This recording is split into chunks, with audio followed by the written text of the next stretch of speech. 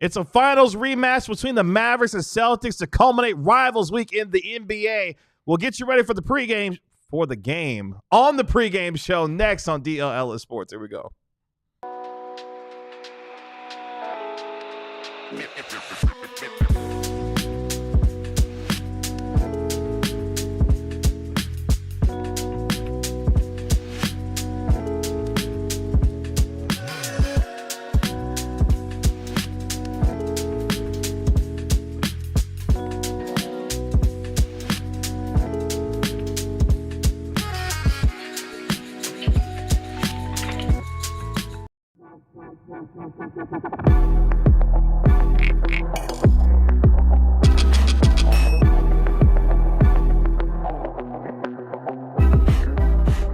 Hey, what's up, DLLS Mavs Nation? It's your man, Kevin Gray, alongside Mavericks analyst Bobby Carrello. We are DLLS Mavs, your favorite guys covering your favorite team every single game night. Really appreciate you joining us here on DLLS Sports. It's a finals rematch between your Dallas Mavericks and the Boston Celtics with tip-off at 4:30 p.m. We'll get you ready for the game tonight over the course of the next 30, 40, maybe 45 minutes here on the pregame show, as we are just 9 subscribers away from the magical 14,000 number. So tell your friends, tell your family, come on in, hang out with us here on the pregame show to get us to 14,000 subscribers before the DLLS Stars podcast shows up, okay? So make sure you come in and have some fun with this as we get ready for the Mavericks taking on the Boston Celtics, Bobby, as the Mavericks, of course, coming off their win over the Oklahoma City Thunder the other night, now take on the reigning NBA champion Boston Celtics for the first time this season. One of 2 matchups between the Mavericks and the Celtics, but a fun, hopefully, afternoon for this team as they take on Boston today. Yeah, and some reinforcements will be on the way. You know, I don't want to spoil the injury report, but the Mavs are getting a couple guys back. You know, good news, too, from Mark Stein regarding Luka. He said there's optimism within the Mavs organization that Luka will be back before the All-Star game. And so, you know, the Lively news earlier this week was a huge bummer, and Kyrie Irving is dealing with some sort of injury in his back that is like one tweak away from just totally destroying all our hopes and dreams. But you can kind of see the light at the end of the tunnel. And this game is going to be extremely tough. And then the Mavs are about to go on a road trip here pretty soon that's also going to be extremely tough. But, you know, that win against OKC the other night, it really just kind of buoys the hopes and spirits. Yeah. You know, we're your favorite guys covering your favorite team again. You know, before that game, it was probably your least favorite team again, you know. But not your least favorite guys, though. Yeah, no, the swings are just up and down and up and down and up and down. And, you know, they're facing a team in Boston today that's really good, but the Celtics have been going through their own fair share of ups and downs. So, you know, despite being a pretty healthy bunch, the Celtics are going through it too. So let's see if the Mavs can, you know, ruin their weekend.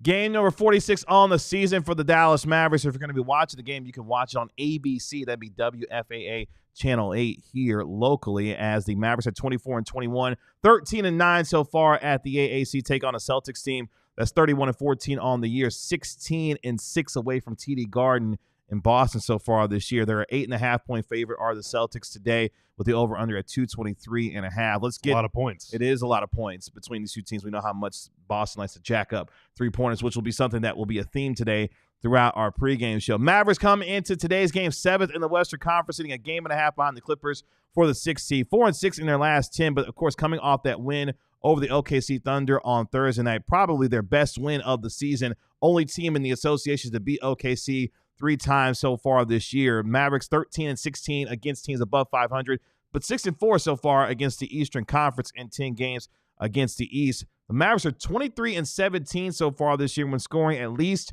100 points, and that may be the name of the game today to try to keep up with what is a high-powered offense in Boston. But the Mavericks begin what is a mini 2-game homestand today with the Celtics, which finishes on Monday when they welcome in the Washington Wizards before they go on the road for 5 straight games. Talk about a Exactly. like a difference. I don't want to say anything too disrespectful because they could lose that game. But yeah, exactly. You're going from one of the best to literally the worst team in the Eastern Conference on Monday. The Celtics come into today's game 2nd in the East, sitting 5.5 games behind the Cleveland Cavaliers for the number 1 seed in the Eastern Conference. To Bobby's point, Bob is not 5-5 in their last 10. Boston is 5-5 in their last 10 games. They're coming off a loss on the road to the Lakers on Thursday night, 117-96. Boston 2-1 on their current 4-game road trip, which concludes today with the finals rematch against the Mavericks. So far this year, Boston 8-5 against the Western Conference. After today, they'll go home for 2 straight games against Houston and Chicago starting on Monday, which gets us to Bobby Carella's scouting report this afternoon when it comes to the offensive struggles for the Celtics, not just over the last 10 games, but really now over the last 20 games for this team. Yeah, it's been a little bit of a rough last month or so for the Celtics, and I'm sure that we're all devastated by that. KG, I know that. I mean, we're crushed. Broken I'm sure up you are about too. it. Like it sucks to see such a great team go through some struggles, but one kind of a little bit of a wrench in today's game, right? Boston, last game of a 4-game road trip. Their previous 3 games were on the West Coast in California. Then they come here. This is their 3rd game in 4 days. It's an early tip. It's the 3rd game in 4 days for the Mavs too. Mm-hmm. So it's not like, the Mavs have a rest advantage or anything. But 3rd game in 4 days for a team that's been traveling a lot, been playing in a bunch of different time zones, and is going through some stuff. Ripe for a bit of a letdown. That's from Boston's perspective. A game like this, you just want to go home. You want to put all this crap behind you. You can't wait to just sleep in your own bed again, but you got to play one more game, and you're tired, and it's early, and this team is going to get up for you, and it's, so there could be some weird stuff happening today. There's always mystical stuff that happens in early games on the weekend. But Boston, over these last 19 games, shooting just 35% from 3 as a team. Now, this is a team that shoots on its best days 50% from 3 on like 50 attempts, and they look like they will never lose another game. Again, they could go 82-0. But over these last 19 games, Boston is just 10-9. They're still top 10 in offense, but they're not top 1 in offense like they were last year. They are the number 4 defense, but here's the trick with Boston. Even though they're not shooting super well, the way that they're scoring is by replacing quality with quantity. They still shoot a ton of threes, like 46 a game. That's a lot of threes. Even if you shoot pretty poorly on those, you're still getting a lot of points for making them. But also they're getting a lot of rebounds. Almost a 30% offensive rebounding rate for them during these last 19 games. And it's not just KP or Al Horford or Luke Cornett who's gobbling up a bunch of those. And you think like, okay, Cornett's out there. Maybe he's like the least threatening player on their team. So you might sag off him, or you're doubling Jayson Tatum or whatever. Well, Cornett's just going to go up and grab those. But it's all the other guys too. Jaylen Brown, 1.7 per game. Peyton Pritchard, 1.6 per game. Drew Holiday, 1.2. Derek White grabs 1. Jayson Tatum grabs 1. So these shooters that are in the corner, when a shot on the wing goes up, they're just going to crash. And we saw Drew do that in the finals. He's so good at picking his spots. Peyton Pritchard is like 5'10". There's no reason that he should be getting 2 offensive rebounds a game.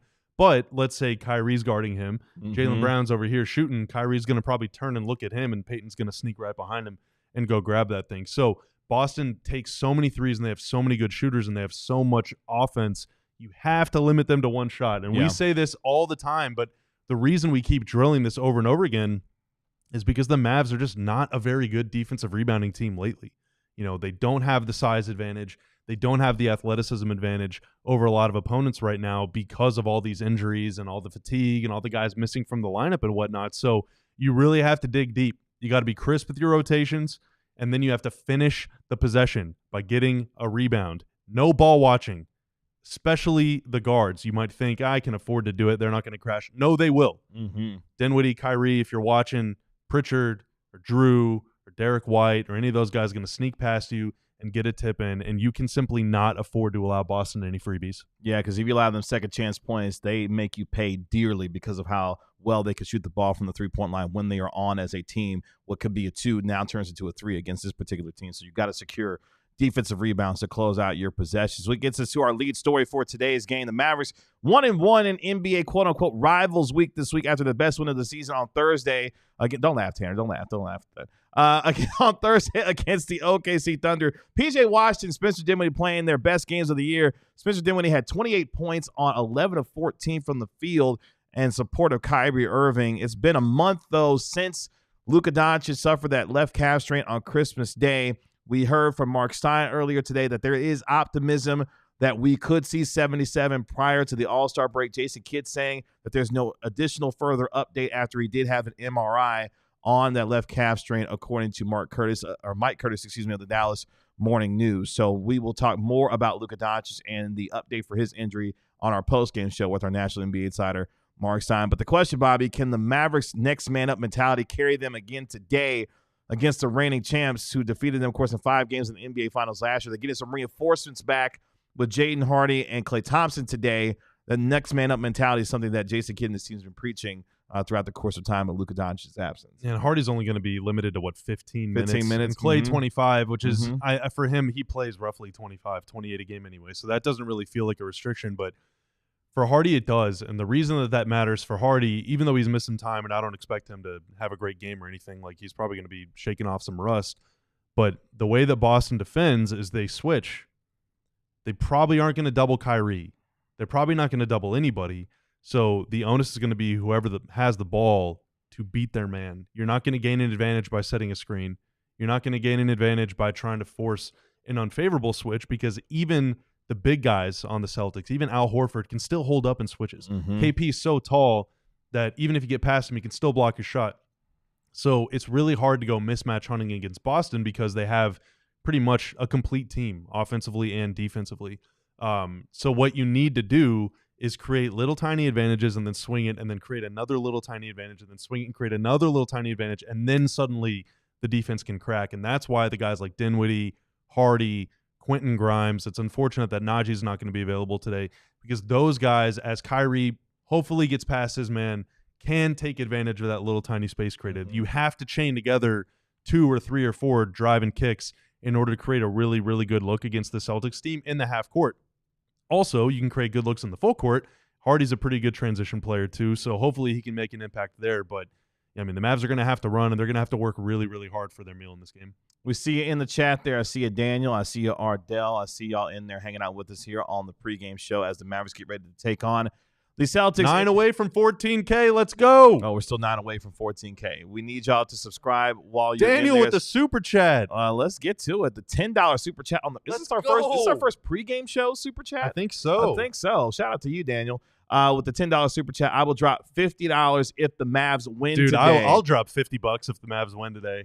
Oh, okay. I'll do it. Okay, you gonna match Daniel with the $50 I'll match super it. I'll match Daniel band for band. Oh, okay. The challenge has been thrown out, Daniel, with the Mavericks get the win today against a Celtics team that's offensively led by Jayson Tatum, averaging over 27 points per game, which is 5th in the association so far this year. Tatum, though, averaging a career-high 9.1 rebounds per contest and a career-high 5.5 assists per game as well, being a much better playmaker for the Celtics. Jaylen Brown averaging 23 points per game so far this year, leading the team in steals at 1.3 steals per contest. Defensively, Kristaps Porzingis, the man in the middle for Boston, averaging nearly 19 points per game, over 7 rebounds per contest, and 1.4 blocks per game. Of course, Mavericks fans, we know him well during his time here in Dallas. Now, of course, manning the middle for the Boston Celtics. Meanwhile, for the Mavericks offensively, Kyrie Irving going to be leading the charge once again, averaging 24.5 points per game. He scored at least 24 points in each of his last 4 games, shooting a career best 43% from the three-point line so far this year. P.J. Washington having a career year in a lot of respects. He's averaging 13.8 points per game, but a career-high 8.1 rebounds per game so far this year and a career-best 1.3 steals per contest. He had the massive game on Thursday, the 22 points, 19 rebounds, a career high for Mr. Washington. You'll look to see more of that of the same today, hopefully. Tested today, dude. Yes, he's going to have to guard Tatum probably, right? At times he'll have to take a turn on Jaylen Brown too. Like the defensive assignment is going to be tough for one P.J. Washington. Unenviable task. Shout out to Akshay with the $1.99 super chat.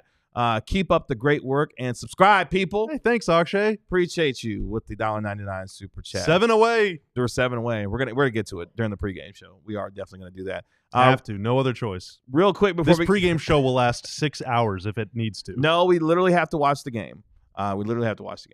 That's right. We have options.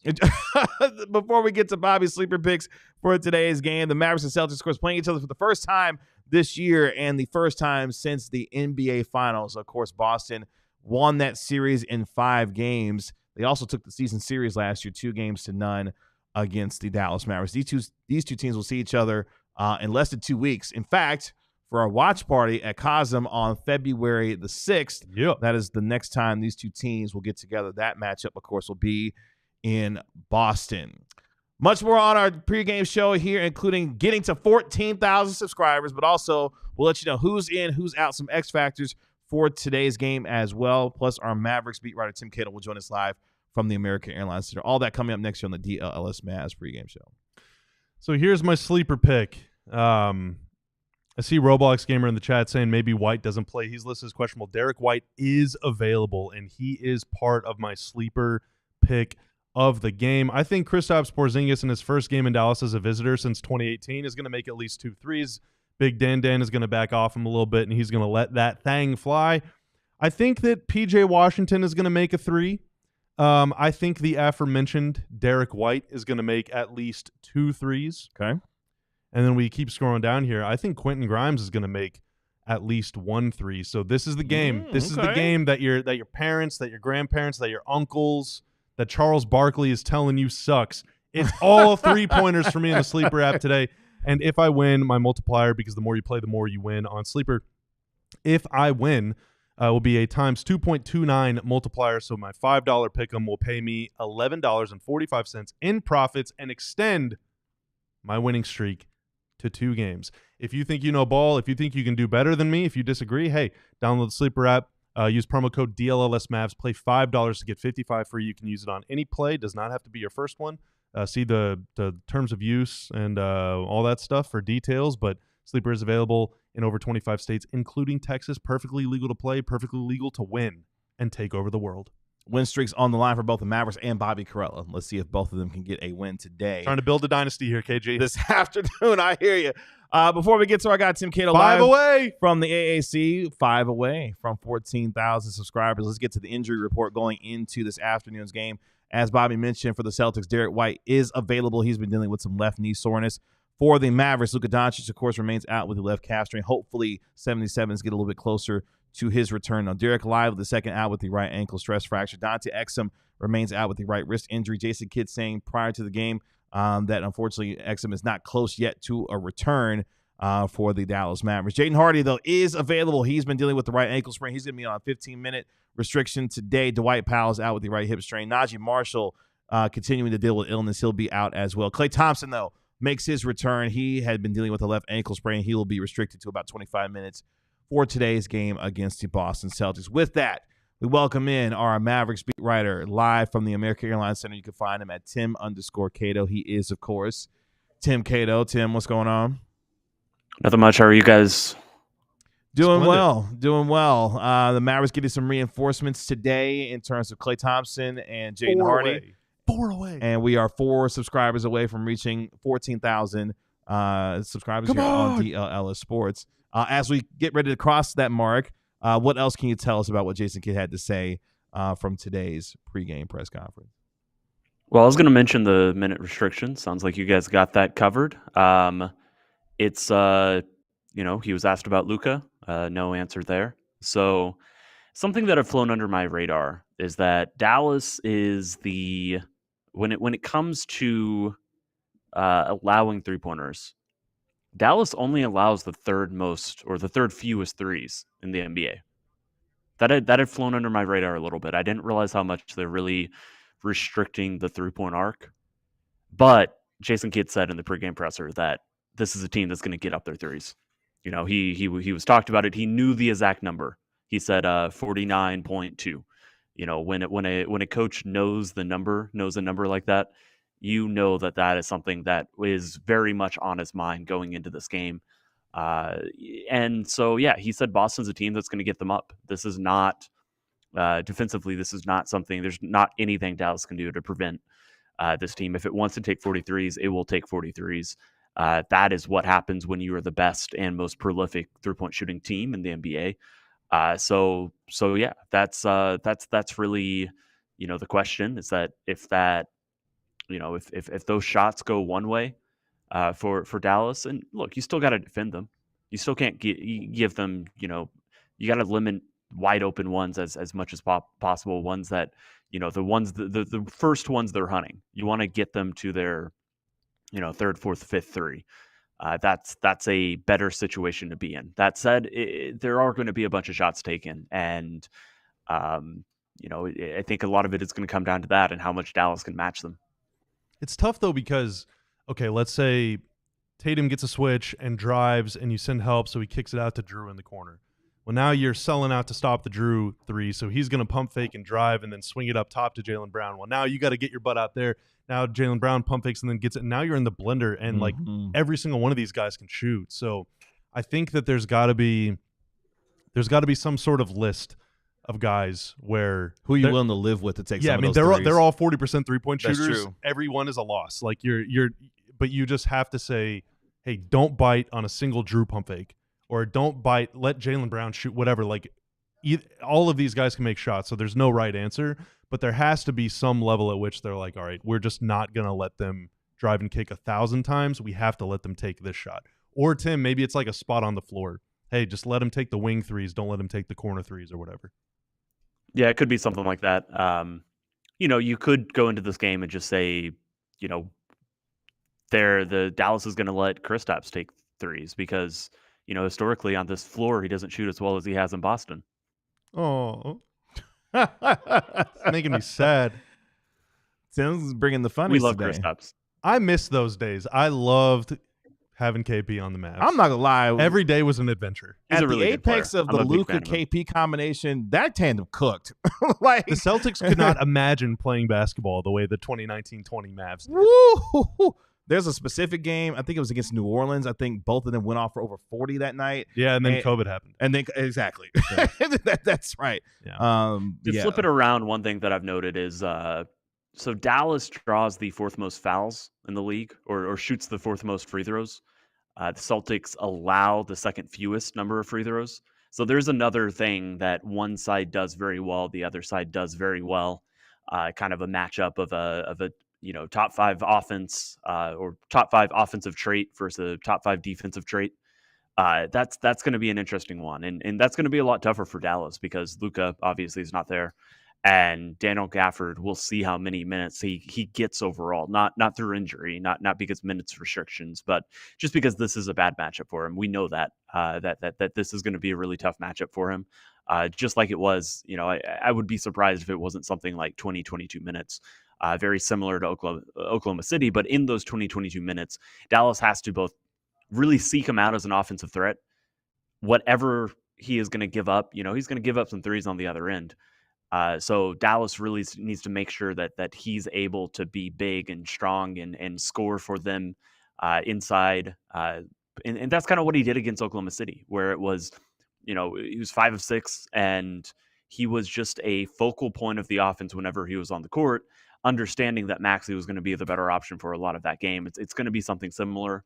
I can tell you that right now in this matchup, but getting Daniel Gafford going is the key. Who do you think you are? I am 14K. Woo!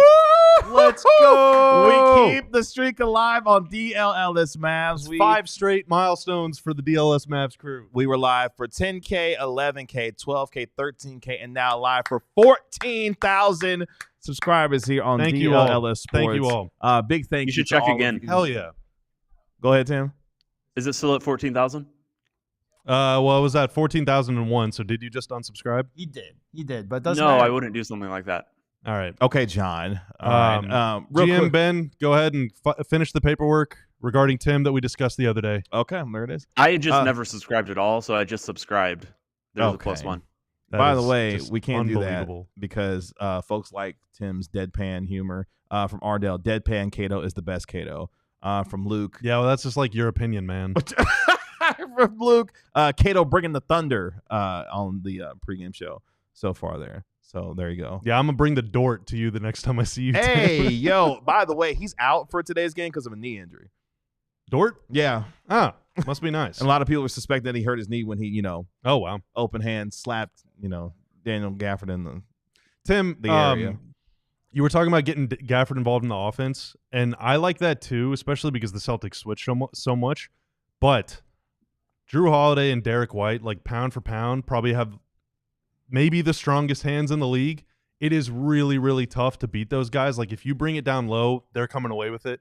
Derek White will meet you at the apex and stuff you right at the rim. Like they are both incredible defenders. So I do kind of worry that maybe if Gafford makes a couple dunks, then all of a sudden they're gonna do the let's force it into Gafford thing, and that could get kind of weird if they try and do it a little too much. You got to be judicious. Yeah, when you think about Daniel Gafford and the idea is like, oh, you got to get him going, get him to score points. The first place your brain goes is, oh, he's going to be matched up against Kristaps. I just don't think that's going to be the case for most of the game. It's going to be Jayson Tatum. It's going to be smaller guards with people pinching down to help on him. And I think Boston probably sees Daniel Gafford as someone that they think they can take advantage of, that they can get him in those situations. And like you said, they can get him to bring the ball down and turn it over, especially if he's got a smaller player on him. When you're going up against smaller guards who are elite post defenders, like really, really good post defenders for their size, that just scrambles everything. It changes what the big man's thinking. And he's a little bit confused. Like he isn't sure whether he can, kind of bump and back and get those blows in, because sometimes you see smaller players just kind of fall down in those situations, and smaller players are going to get that call more often than bigger players. So that kind of scrambles what they're thinking. And so, yeah, a lot of it is going to be about where Daniel Gafford is getting it. I don't like the idea that he's 8 feet out with his back to Drew Holiday, and he's trying to take a dribble and finish. That seems a little bit scary to me. Drew Holiday or Derek White, they're so quick and shifty that they can just slide around him and get to the ball. I do like it. I'm curious to see what Daniel Gafford will look like against Jayson Tatum. Quite frankly, I think Porzingis is like the matchup that you want. And I just don't think that's the matchup that Boston's going to give them. Go at him.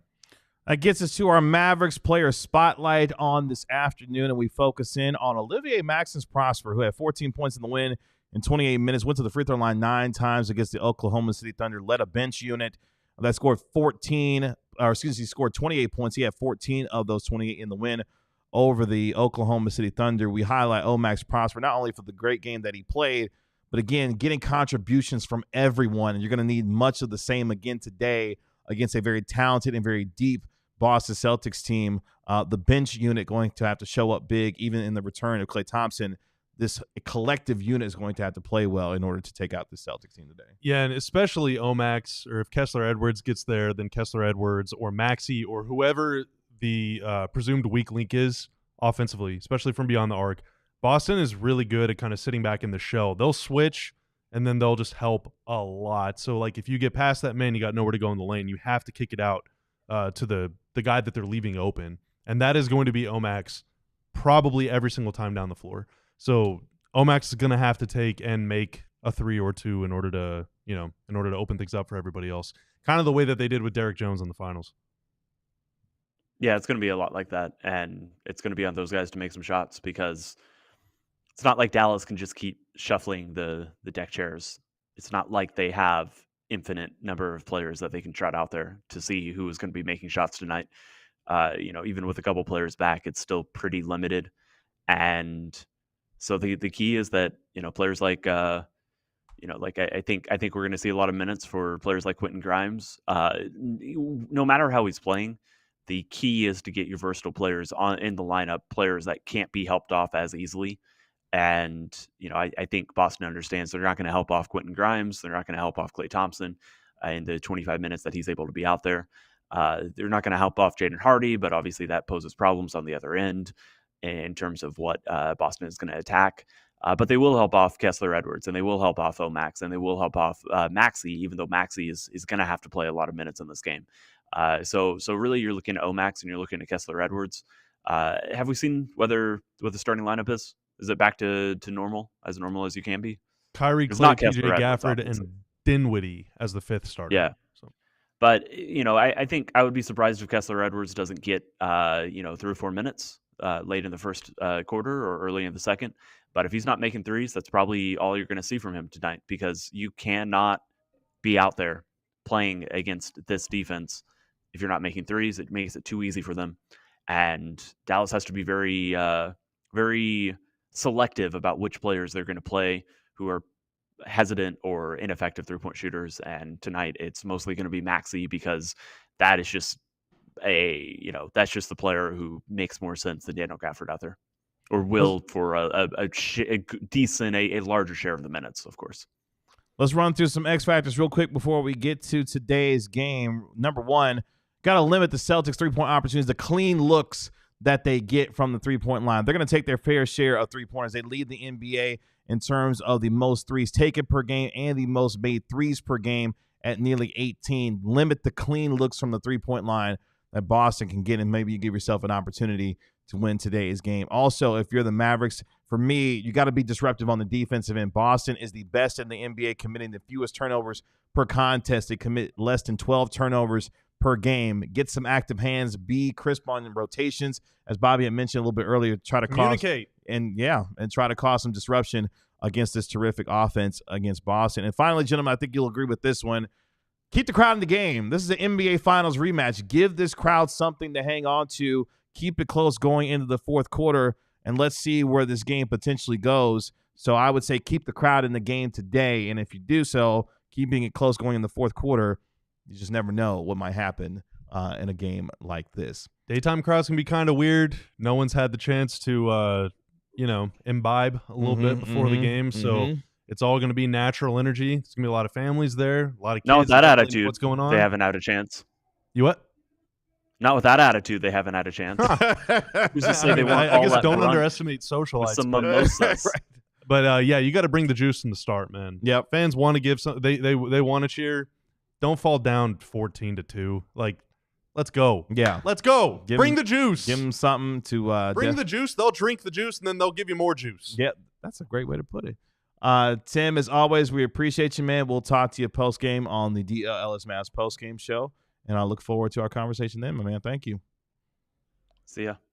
Bye, Tim. That's our Mavericks beat writer, Tim Cato. You can find him at Tim_Cato on X. That'll do it for us here on the DLLS Mavs pregame show. Again, thank you so much for helping us reach 14,000 subscribers here on our pregame show. Thank you again. We'll be back 15 minutes after the game today between the Mavericks and the Celtics. We'll be joined by our national NBA insider, Mark Stein, as well. He'll provide the latest when it comes to Luka Doncic and his injury update. Plus, we'll be joined, as I mentioned, by our Mavericks beat writer, Tim Cato, both live from the American Airlines Center. It's game time for your Dallas Mavericks. It's the NBA Finals rematch to finish off Rivals Week in the NBA. Tip-off at 4:30 p.m. If you're going to be watching the game, you can watch it on ABC WFAA Channel 8 for those who are going to be watching the game. Again, we'll be back 15 minutes after the game is over with. That's our Mavericks analyst, Bobby Krella. I'm your host, Kevin Gray. We are DLLS Mavs. We'll talk to you 15 minutes post-game right here on DLLS Mavs. Y'all be good. Peace. We